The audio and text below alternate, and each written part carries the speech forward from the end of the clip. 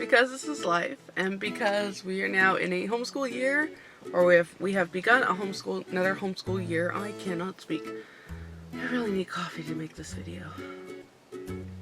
Yeah, I'm gonna go get coffee.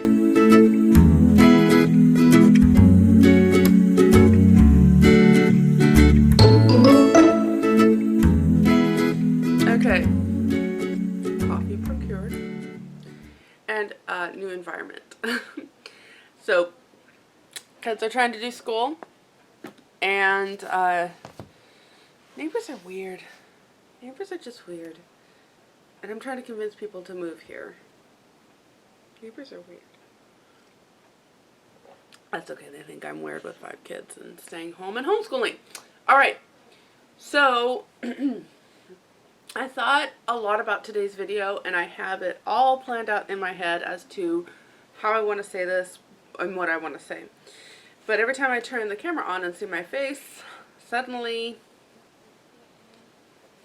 all thoughts fly out. Alright, so lately I have been working a night shift. I'm calling it a night shift because you can basically set your own hours.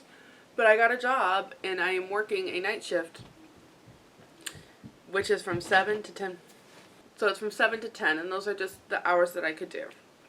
Between my husband being at work, getting home, and babysitting. Babysitting tends to go to 6. I have to, at that point,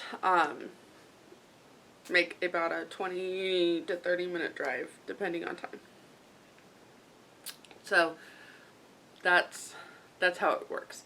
I'm getting paid well. It's about $15 an hour, which is, I'm sorry, that's really good money. And here are some of the things that I've learned having this job. So I have worked 1 week. This is the start of a second week. And I have earned enough that I had a $135 check. About 3 days of work. Again, husband's schedule, mine. That's what I got. Thankfully, this is a job that I can make, work. They work with me. This past weekend, I got to really see what that looks like. So I'm going to break this down for you, and then we're going to go into kind of more of my thoughts on this. It takes about $8 in gas to get there and back. Again, it's about a 20-minute drive. So $8 out of every day, which is about $45, needs to be taken and set aside to refill the gas tank, because that's what it costs to get up there. So in the 3 days, $25 of that $135 needs to get put back into the car for gas. So that brings us down to $111. $111. One night, I did not get to eat in time before I had to head out. And I hadn't really eaten all day. So I'm heading there and I'm like, this is going to be, because we're working in a warehouse. It's hot. And you're doing physical stretching, bending, lifting, twisting, turning. You're physically working out. And I was like, I'm not going to make it. Between the heat getting to me, there is water bottles, there's stuff there, and there's break room stuff like sugar. I knew I was going to need something to eat. So went through Arby's, found some chicken tenders, and a drink. I think I got a drink. No, I think I just stuck with the chicken tenders. But another $5 that was taken out. So my $111 now is $106. Alright. This past weekend, I went to do shopping. I went to the thrift store, and I was able to find some pants. My son outgrew all the pants that I just got him.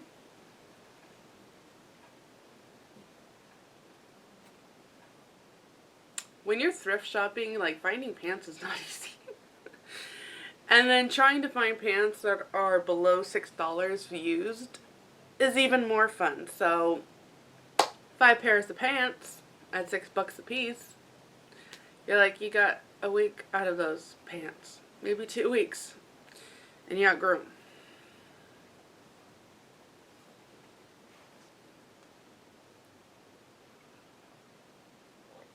So, went and found what I could. for him for more pants. And none of these was the half off that Salvation Army has. Salvation Army has a colored tag every week, and you can get half off of the tag. So I got those, and I got him, I think I found I found 3 pairs for him on that. I found 2 long sleeve shirts for my daughter because winter's coming up, and a pair of pants for her. And that was $35 at the Salvation Army. That's what I got there. Oh, no. I found 2 half off tags of a sleeper and a onesie that I could use for the baby that I take care of, the foster baby. And the reason I did that is we had one time when he came, maybe, is this too much information? I'm not sure. I'm the babysitter to a foster baby. I am not fostering the baby. He came back from his mom's reeking of smoke. So they're a smoker family. I can't do that. So we stripped all of his clothes and we put everything into the wash. And he was wearing John's 5T shirt. It wasn't sitting very well, and eating was not very fun. So I was like, you know what, I'm just going to have 1 pair. So I spent $2 on that. So that's all I got on Salvation Army. So there's $35 from that 111 taken. I also went to the grocery store, and I spent about $50 in groceries. I did not film that. I was so tired that day. I did not film that. So there's now $85 of that $111 left. Gone. And then, I went out for coffee with the ladies in my church. We went out for coffee, and I got some breakfast, and there's another $14 there. And then I did thrift store, shopping. I had another shopping trip that was about $40. So and the reason I know this is that I had the $50 groceries, I had the $35 Salvation Army, and the $40. Like, I thought that was just funny. So, I mean, already that money that I earned is gone. And it went in one day. And none of the shopping things, like, I have been doing, I will pat myself on the back. I've been doing really good about keeping to, hey, this is not a need. You don't need it. You don't need to buy it. You don't need to be spending this money. And the reason for that is because when you're starting to earn the money, you're starting to realize just how much time it works. Like, how much time all this takes. That time that I was putting into this to get that $135, you know, and it being gone before you say Jack Robinson Crusoe, was just, what? It was really eye-opening. And those that have held jobs kind of know this. But now I'm going to turn this into a stay-at-home wife, homekeeping wife, and some of the lessons that I'm learning in this. My husband is up at 5:30 every day to get ready for work and go to work. He doesn't have to be there till 7. He gets there at 6:30 so that he can get the day going to help the day go more smoothly. This is my husband. He's always been this way. It's just what he does. So he gets there early, and he makes sure that the trucks are pulled out. He works in the lumber yard at Ace. So he makes sure that the trucks are pulled out. So any deliveries that need to be made, they're all ready to get loaded up. All of the doors are open. Anything else that needs to have a good setup for the day to make his day run more smoothly, that's why he's there for a half hour early. I really have a lot of lessons to learn from my husband. That's just what he does, and he's always the last guy to leave. That has been our entire marriage. That will never change unless there's an emergency for his part that he needs to be at. It's just that kind of guy. So he is gone from about 6:15, so he can get to work and all that stuff. He's gone from about 6:15 in the morning to probably 6:15. 6:15 is the top. 6:30 probably is the top, actually. From 6:15 in the morning till about 6:30 at night if we have a full day. He's gone for 12 hours working to provide for our family every day.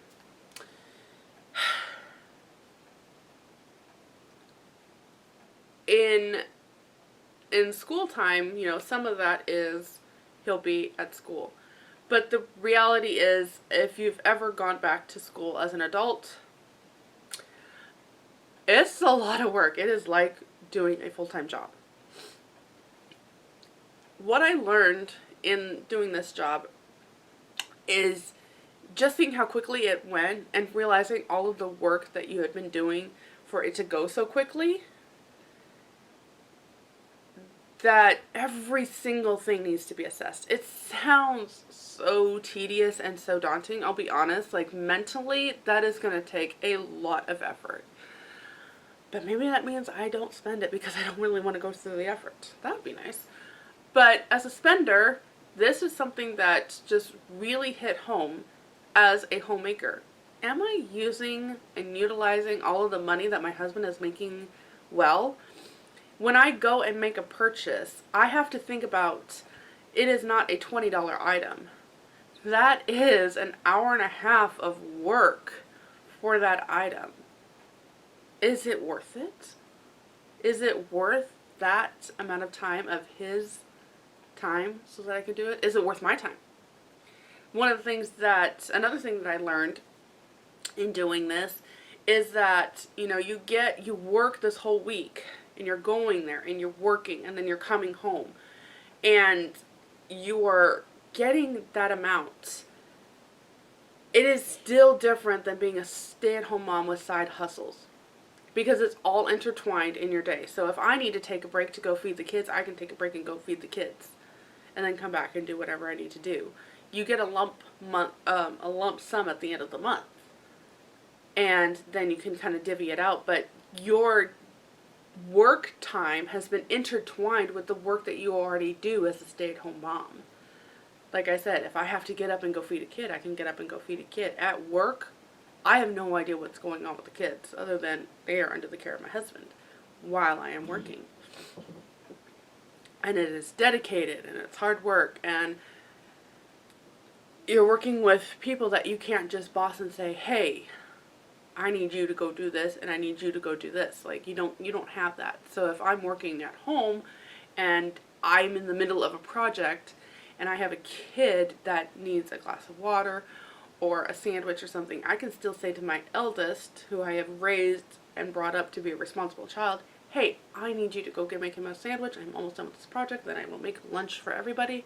Can you go do that for me so I just have 10 more minutes? I can't do that at work. I can't do that as to delegate different tasks so that all of this works together. What that looks like in terms of money is that, at the end of the month you get the lump sum, and then I divvy it out into the places that it needs to go, namely groceries. It's still a foreign concept of how much work went into getting that lump sum. Again, because it's intertwined with everyday work.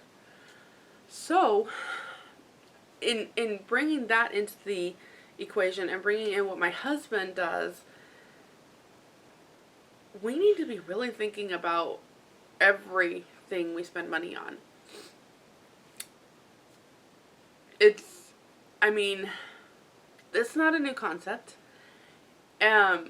I know from the time that I became a homemaker that one of the things taught about is to use our husband's resources wisely. But when you see a homemaker's domain, you kind of see how she's using her husband's money wisely. But if we think about the hours working to procure the items needed to make this a living place, and you think about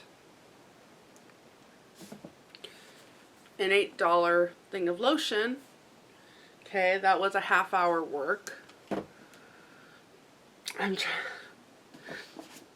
For me, a book, a $10 book, well, that's almost an hour's of work for this. If it's just going to sit on the shelf and not be useful or anything, $10 just sitting on a shelf.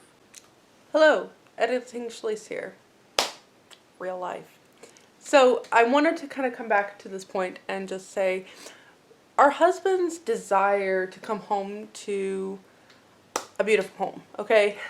Clean and a home, not just a house.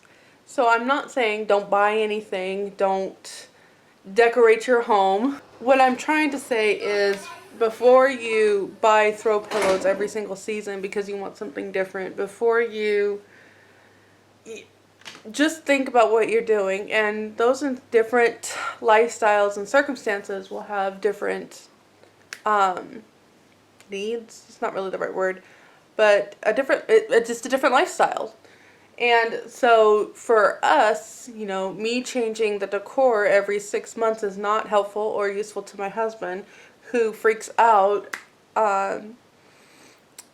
with the current economy and how little he makes and everything like that. That's not helpful to make this house beautiful and pleasant to him.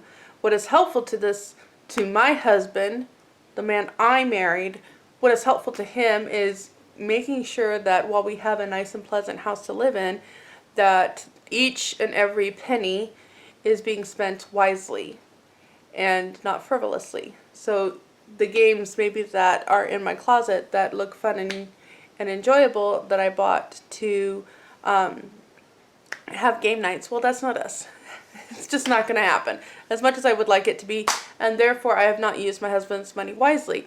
He would have preferred to put that into other things. So that's kind of where I was going with that whole section right there, and I just wanted to put this in here because I didn't want anybody to assume that I was saying not make a beautiful home, not have a pleasant place to live in, not buy throw pillows for the couch. That's not what I was trying to point out. I was trying to point out the idea of if we look at things in terms of time spent to earn them, and then we can assess if it is a wise purchase for our home. I mean, you start thinking about everything you touch. Some of them are necessities to life. A shirt, a pair of shoes, or something like that. But then you start thinking even more like, okay, a shirt for $30 is nice and it's helpful and it's useful. And if it's a good quality shirt, it may be worth it because you don't have to replace it as much. But if I can find a similar good quality shirt secondhand for $5, then I'm saving my husband that amount of work in order for him to provide for us. And it just starts the ball rolling into how much we, as homemakers, I'm addressing homemakers here, but it really makes you think of how much work someone has to go through in order for you to maintain a lifestyle choice that you have for yourself and for your family. We live with a whole lot of secondhand items. Even this book that I pulled up and said $10. Actually, this was on, it wasn't Thrift Books. I actually found it, not Better World, Abe's Books, which is a second hand, but I think it's lesser known. So I was finding books that, Thrift Books and Amazon secondhand were selling for 10 or more, and I think I picked this up for 3. And that's one I've been wanting. But all that to say, I look for secondhand. I look for things that I can save us a little bit of money on. And if I have to put in an amount of money for something that we will use more than once, I really do want it to be good quality. I can't always afford good quality. And if there's I have to assess if this is something that, okay, do I need this right now, or can I just keep working until I can get a good quality item? And I'm going to go on a little tangent on that just for a minute, because I have been getting some flack on this on my channel in regards to having expensive items. And this will help in the money management thing, because this is something that we do need to consider. So getting a good quality item may mean that you save up several months in order to get it, rather than spending multiple times on a lesser quality thing. I'm going to take my blender for example. It's a Blendtec. It's a very high quality blender. And I went begging for somebody to recommend a good quality blender after my Walmart ones. We were on the third or fourth one of it breaking down, and I was done. I was done spending money on, even up to a $50 Walmart blender, trying to get, a good quality one. I was done. I was tired of spending that kind of money, and I probably spent way more than my Blendtec cost. But a Blendtec or a Ninja or whatever you want to consider, it runs several $100s. But if I'm not going to have to, my Blendtec, I've had at least, Catherine is 9, at least 8 years. Freaking barbecue. Be right back. I don't know where I was. Company came by. Okay, so, how do I wrap this up? As homemakers, this one has just been, because I have to make that trip back and forth, and I'm just thinking about this. As homemakers, oh, I know what I was talking about. I was talking about quality and blenders. So, anyway, all that to say, sometimes putting that money aside for a good quality blender is worth it. Wrapping this up, as a homemaker, something that I've really been thinking about this week and month is like, okay, I'm going to throw this one out. Y'all know from other videos, if you watch any of my other videos, one of the things I hate is food waste. I hate food waste. I have wasted more food this year than in multiple years. It just, there's so much on my plate, and I don't get to making sure that all the leftovers get used up. Or, oh my goodness, that meat that I found on sale, I left it in the fridge. I forgot to portion it out and put it in the freezer. I forgot to do something with it and put it in the freezer. I then end up throwing away that meat. And it's happened too many times for me to count, or that I really want to admit to. But if I think about that, man, that money that I just wasted was like 3 hours of work down the drain. Like, there's nothing to show for the 3 hours of work. And then you start really thinking about all the things that you're putting money into that's a waste. It's kind of scary to think about, isn't it? Because not only do I hate food waste, I hate waste in general. Which is kind of funny, since of where I'm working. I'm just looking at this thinking, but there's so much in the thrift stores that need to be used. And there's so much here. It's kind of ironic. Definitely this job has made me even more adamant about trying to find things secondhand. If they're good quality. Okay, so that's going to wrap it up for this week's video. Really start thinking about everything that you have in your cart. The whole no spend year, I'm pretty much just kind of saying I made it to June, and in September I'd like to just kind of, I had a vacation, and I'm going to get back on and just start doing it in the no spend year. Just because life got crazy.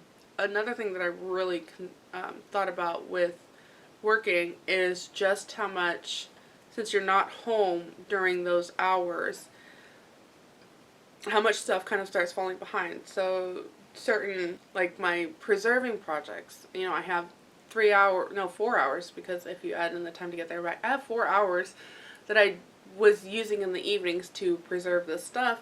I don't have anymore. And if I push myself up late, which I've been doing, it means that I have less amount of sleep, which then makes all of my other work that much slower, because I just don't have the full brain capacity to do it. So there's a lot of other considerations when you're working, and I'm not saying this in any other way as anything but, hey, before you get a job, consider some of these things, because I still stand by that rule that for me actually to go out and get a job in this current time period of my life, where I have ages 6 to 15 with a 10-year-old that is in a season of life. So my 15-year-old has just said, I do not want the responsibility of him. And I completely understand, and I completely, I get it. I get it. So I would have to find a babysitter, because outside authority, not a problem. I need to reword that. But so I'd have to find a babysitter. I would not be home being able to save us money on good nutrition food. There's that food cost. With an outside job, you have the taxes and that. So there goes some of that money. So between the babysitter, the extra grocery cost, the taxes, the gas. I'm still wondering, is it worth the extra $2 an hour that you could earn? Or me, okay, because I do not have a high qualification to get a high paying job. Is it worth earning $2 an hour to be away from my family? I don't think so. I think still being a stay-at-home mom and a homemaker is the best use of my time, the best use of our resources, and the best way for me to earn a income by protecting my husband's income. And then that circles around to kind of the topic of today. Like, are we truly using our husband's resources correctly? And I know this video was mainly written or mainly filmed for homemakers, but I really hope that everybody got a little bit out of it. And I will see you in the next Money Management Monday. This is going out on Tuesday, but I'm still going to call it Money Management Monday because I had every intention to film and upload for you yesterday. Okay. Alright, I'm back to being a homemaker and homeschool mama.